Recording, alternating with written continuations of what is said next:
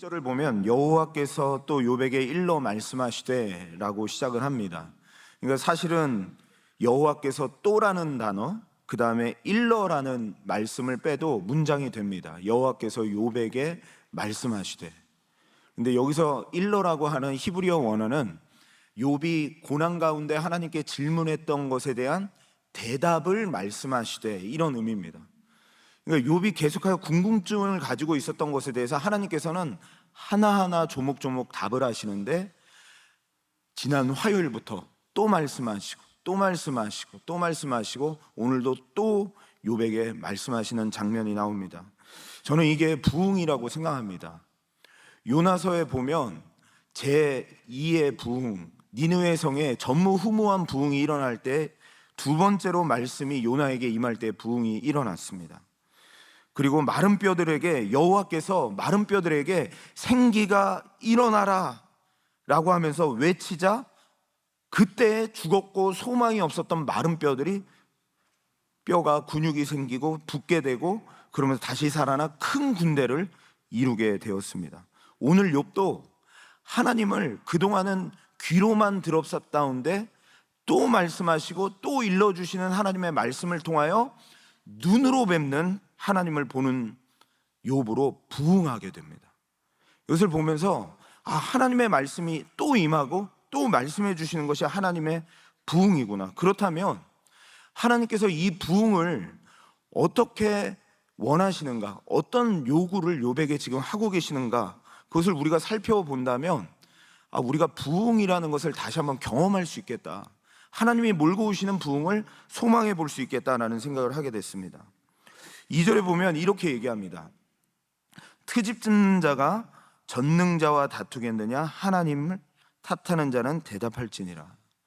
이 욥이 고난 가운데 하나님께 의문을 던지고 질문을 던지는 것을 향하여 왜 전능자와 다투느냐라고 얘기합니다. 근데 이 다툰다, 하나님하고 다투었던 이 욥의 모습을 그 옆에 보면 이렇게 설명하죠. 하나님을 탓하는 자는 대답할지니라.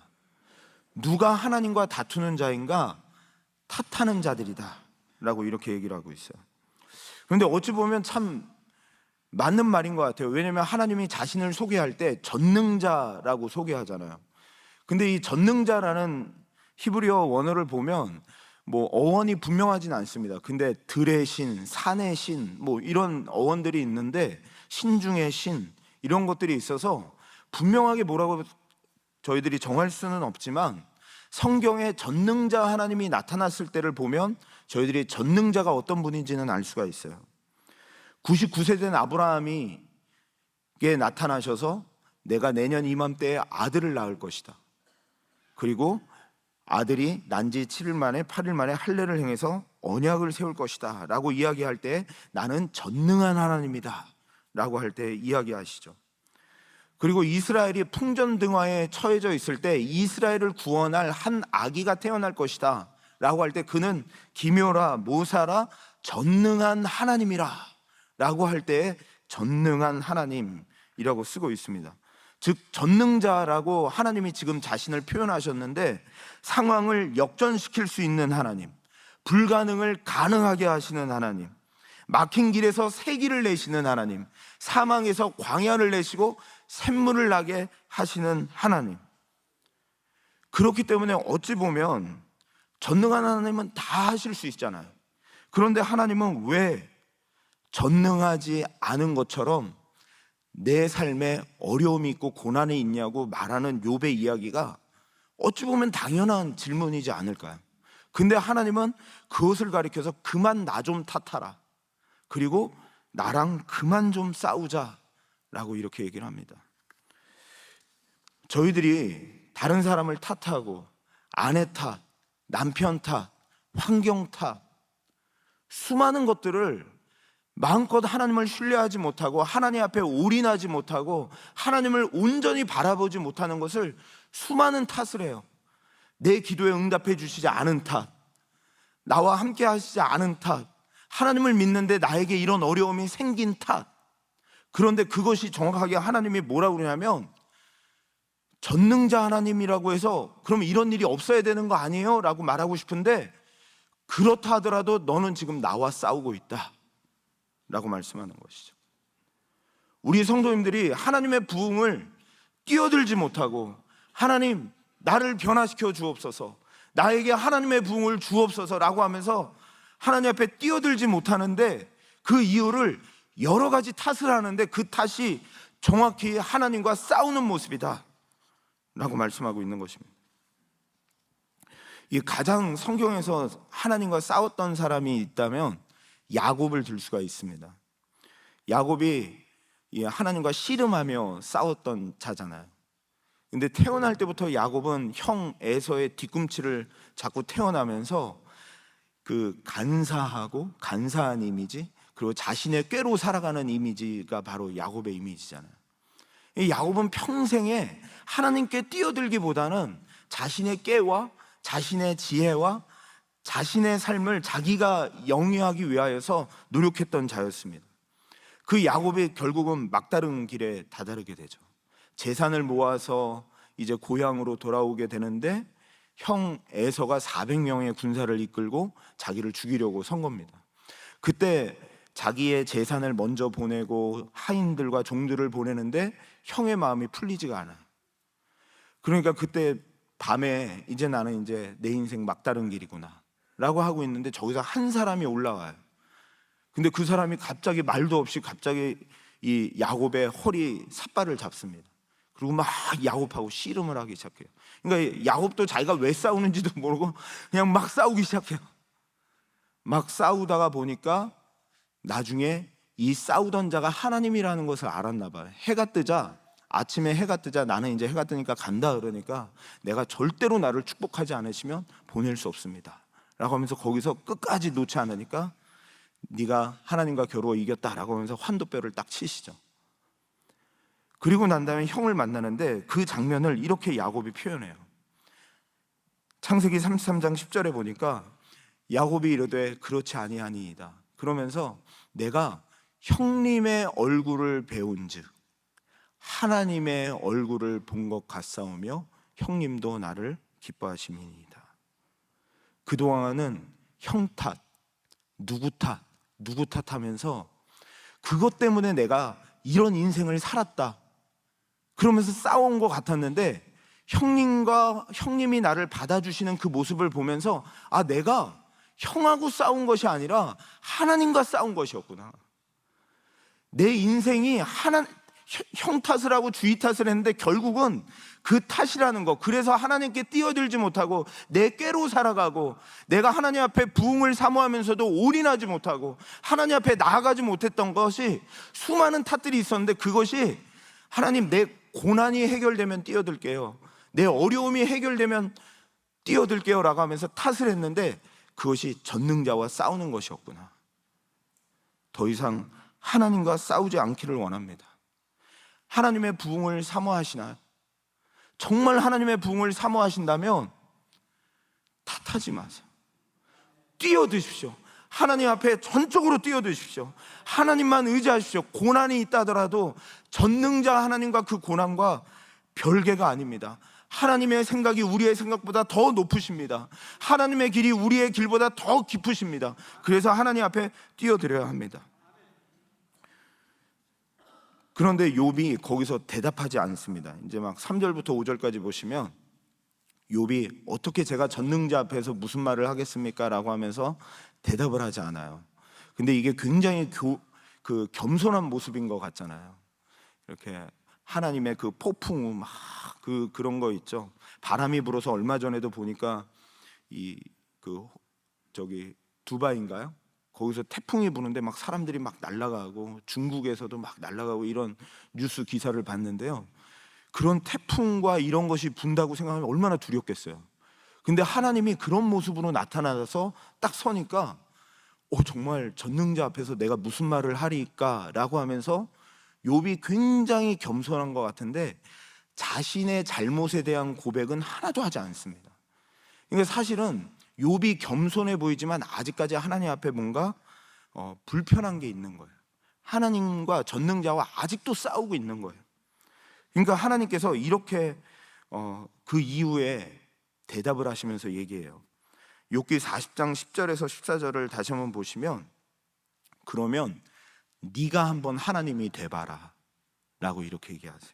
네가 나처럼 종기로 단장하고 영광과 영화의 옷을 입고, 그래서 너가 그 힘으로 교만한 자를 다 낮추고 그들을 한번 짓밟아보고, 그리고 그들의 얼굴을 은밀한 곳에 두게 해서 네가 한번 너 스스로 구원할 수 있나 한번 해봐라.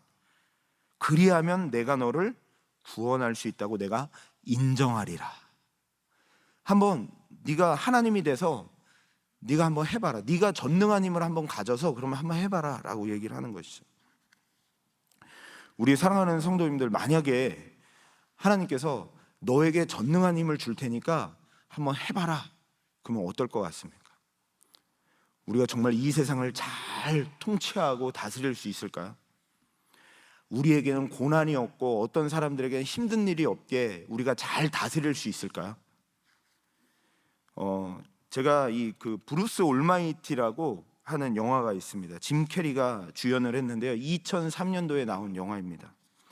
담임 목사님께서 한번 예화 때 쓰셔서 저도 고민을 많이 했는데 이것만큼 좋은 예화가 없더라고요. 거기에서 그 짐 캐리가 정말 삶이 엉망이에요. 뉴스 기사인데 뭐 직장에서도 인정받지 못하고 또 여자친구와의 관계도 좋지 않고 뭐 그런 가운데 신을 만나는데, 신이 전능한 힘을 너에게 한번 줘볼까 라고 하는데 그냥 웃으면서 넘어갔죠.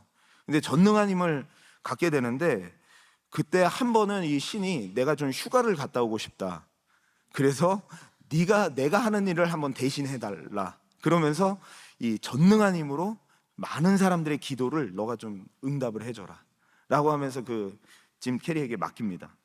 근데 이거를 뭐 자기 머리에 한계가 있으니까 너무너무 힘든 거예요. 그래서 전능한 힘을 가지고 기도의 제목들이 페이퍼로 올라오게 해 주옵소서. 그러니까 페이퍼가 막 집에 막 쌓이기 시작해요. 너무너무 놀라가지고 다시 바꿉니다. 아니, 포스트잇으로 바꿔 주옵소서. 그러니까 포스트잇이 또 집안 천지에 막 기도 제목들이 막 붙는 거예요. 아, 이거 안 되겠다. 요즘은 온라인 시대인데 이메일로 오게 하옵소서. 그러니까 이메일로 막 기도 제목들이 올라오는 거예요. 기도 제목을 하나하나 밤새도록 처리를 하는데, 처음에는 읽어보면서 예스, 노, 응답해라, 하지 말아라, 이거를 막 이제 정하는 거예요. 정하는데 너무너무 힘드니까 나중에 그 저희들 투표할 때 보면 올 체크 그거 있잖아요. 그래서 올 예스라고 하는 란이 있는 겁니다. 그래서 거기다 올 예스라고 딱 체크를 했는데, 이게 웬일입니까? 버팔로시의 복권 당첨자들이 다 가난한 가운데 하나님 복권 당첨되게 해주옵소서라고 기도했는데 40만 명이 1등을 하는 바람에 $17를 받게 됐다는 어이없는 결과에 붕괴해서 막 싸움이 일어나고 데모가 일어나기 시작합니다. 그리고 여자친구에게 프로포즈를 한다고 이 달을 당겨가지고 거기서 프로포즈를 하며 한참 분위기를 냈는데, 그 일로 인해서 일본에 해일이 일어나게 되고 가라앉게 됩니다.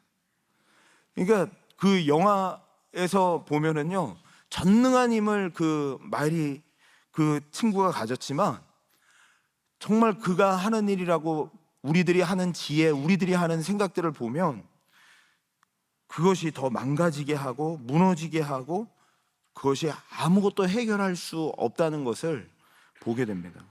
그러니까 하나님께서 욥에게도 그렇게 하신 거예요. 입장 바꿔서 한번 네가 하나님이 한번 돼봐서 전능한 힘으로 네가 한번 해봐라 라고 얘기한 것이죠. 우리 성도님들에게 그 전능한 힘이 생긴다면 어떻게 되실 것 같습니까?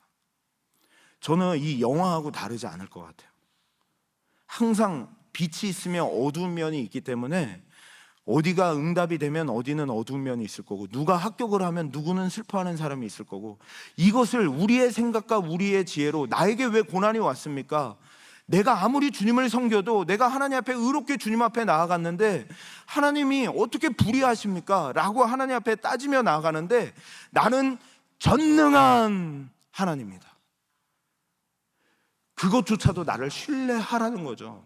나에게 뛰어들라는 거죠.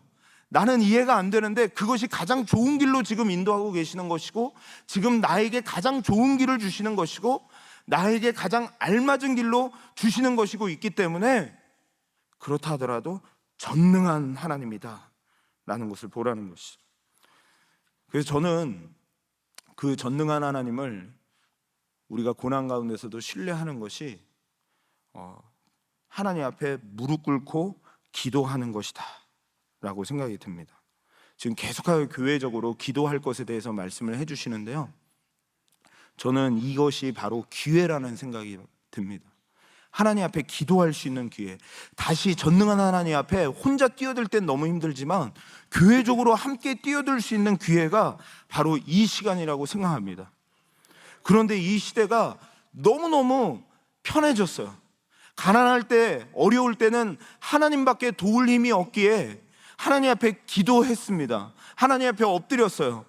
근데 요즘은 전능한 하나님 말고 내 꾀로, 내 생각으로 살아갈 수 있는 것들이 너무너무 많아졌어요. 그래서 하나님 탓하면서 하나님께 뛰어들지 않고 기도하지 않는 시대가 되어졌어요. 그 이유가 뭐냐면 사탄이 우리들로 하여금 기도하지 않아도 살 수 있어, 기도하지 않아도 편안할 수 있어, 기도하면 불편해, 기도하고 하나님 앞에 뛰어들어져 봤자 아무 소용없어 라는 것을 자꾸만 우리들에게 주입해요. 기도하려면 시간을 내야 됩니다. 무릎을 꿇어야 됩니다. 그리고 하나님 앞에 나와야 됩니다. TV를 때로는 꺼야 됩니다. 때로는 핸드폰을 던져버려야 됩니다. 때로는 내 편안함을 놓아버려야 됩니다. 그런데 하나님 앞에 무릎 꿇을 수가 없는 거예요. 전능자 하나님 앞에 무릎을 꿇어야 되는데 그 모든 것들이 사단이 우리로 하여금 기도할 수 없는 수만 가지 이유를 두어서 그래도 하나님이 하게 해주시겠지, 그래도 하나님이 응답해 주시겠지, 하나님은 좋으신 분이시니까, 이런 신학적인 잘못된 논리로 기도하지 않아요. 수많은 믿음의 선배들이 기도로 부흥을 이루어냈다고 하는데 기도하지 않아요. 에스겔서에 보면 하나님께서 응답해 주시겠다, 너희를 회복시켜 주시겠다라는 약속을 해 주시고 난 이후에 이렇게 얘기하셨잖아요. 주께서 이와 같이 말씀하셨느니라, 그래도 너희를 회복해 주신다고 약속해 주셨다고 해도 이스라엘 족속이 이같이 너에게 주시기를 구하여야 할지니라. 이 말씀을 알아요. 근데 사탄은 자꾸만 우리들에게 기도하지 않아도 하나님이 응답해 주셔, 기도하지 않아도 삶을 인도해 주셔, 자꾸 이 세상의 편안함, 내 욕심, 내 정욕에 휘둘려서 자기가 하나님이 돼서, 내가 전능자가 돼서 하나님을 좌지우지하는 모습을 봐요. 그런데 전능자 하나님께서 입장을 바꿔보자는 거예요. 하나님의 지금 마음은 타들어가고 계시는 거죠. 기도해야 된다는 것이죠. 마지막으로 제가 조금 오늘 말씀을 보면서 하나님이 좀 유치하다는 생각이 들었어요. 왜냐하면 나 힘이 이만큼 세다, 내가 자연 만물도 통치하고 이 세상도 통치하고, 야, 내가 이렇게 힘세, 그 하나님을 보여주면서 나를 신뢰해라고 하는데 되게 유치하시다, 그런 생각이 들었는데요. 그리고 또 동시에 욥의 친구들이 이야기한 하나님의 모습, 그 다음에 욥이 이야기한 하나님의 모습과 하나님이 지금 본인을 나타내시고 계시하는 모습이 똑같아요. 다르지가 않아요. 그런데 왜 하나님은 욥의 친구들이 얘기한 것처럼 이런 얘기를 하지? 저는 뭐가 다를까라는 생각을 해봤어요. 그게 결국은 사랑이라는 생각이 듭니다. 칼빈이 이런 얘기를 했어요. 그 베이비톡이라고 하는 신학적인 용어들이 있는데요, 그게 뭐냐면 엄마 아빠들이 아이들하고 대화하기 위해서 그 아이들의 위치로 내려가서 대화를 하는 것을 베이비톡이라고 합니다. 하나님께서 사울왕을 택하시고 사울왕을 택하신 것을 나중에 후회하셨다라고 했잖아요.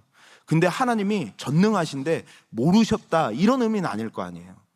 그런데 하나님의 마음을 알려주시기 위해서 내가 후회했다라는 표현을 쓰시잖아요. 그것처럼 하나님께서 끊임없는 사랑으로 이 욥에게 다가와서 말씀하시고 이 욥에게 또 설득하시고 이 욥을 끝까지 붙들고 계시는 하나님의 모습이다라는 것을 보게 되는 것이죠. 금쪽 같은 내 새끼라는 프로그램에 보면은 한 아이가 막 오열을 하기 시작합니다. 오열을 하는데 자기가 하고 싶은 거를 엄마가 못하게 하니까 막 떼를 쓰는 거예요. 그러다가 그래도 엄마가 못하게 하니까 막 자기 뺨을 때리고 막 벽에 부딪히고 내가 하고 싶은데 왜 하지 말라는 거야 하면서 막 소리를 치고 물건을 집어 던지고 난리를 핍니다. 엄마가 컨트롤이 안 되는 거예요. 그러니까 어떻게 하냐면 오은영 박사가 가서 이 아이 손을 탁 잡아서 딱 앉힙니다. 앉혀서 너 컴다운 할 때까지 절대로 놓지 않을 거야 라고 하고서 이 아이를 굴복하게 합니다. 딱 붙들어줘요. 근데 이 아이가 막 난리 치다가 막 뒤로 쾅쾅하고 막 그러다가 결국은 멈추게 되는데, 그래도 안 되니까 애들이 머리가 또 좋잖아요. 화장실 갔다 올게요. 그러면 이게 딱 놓으면 이제 또 화장실 갔다 오는 사이에 얘가 난리를 피려고 하는 거예요. 그래도 안 나요. 딱 잡고 있어요. 잡고 있으면서 여기서 해. 컴다운 될 때까지 절대 놓지 못해 라고 하는데 그 아이가 그 교육 속에 변화되는 모습을 봐요. 저는요, 이게 하나님의 사랑이라고 생각해요. 때로는 우리의 고집을 꺾기 위해서 하나님 딱 붙들고 계세요. 화장실 가고 싶은데 절대 네 꾀 안 통해, 네 경험 안 통해, 네 생각 통하지 않아 라고 하면서 딱 붙들어 주실 때가 있어요. 근데 그것이 저는 하나님의 사랑이라고 생각해요. 하나님의 놀라우신 은혜라고 생각해요. 하나님의 열심이에요.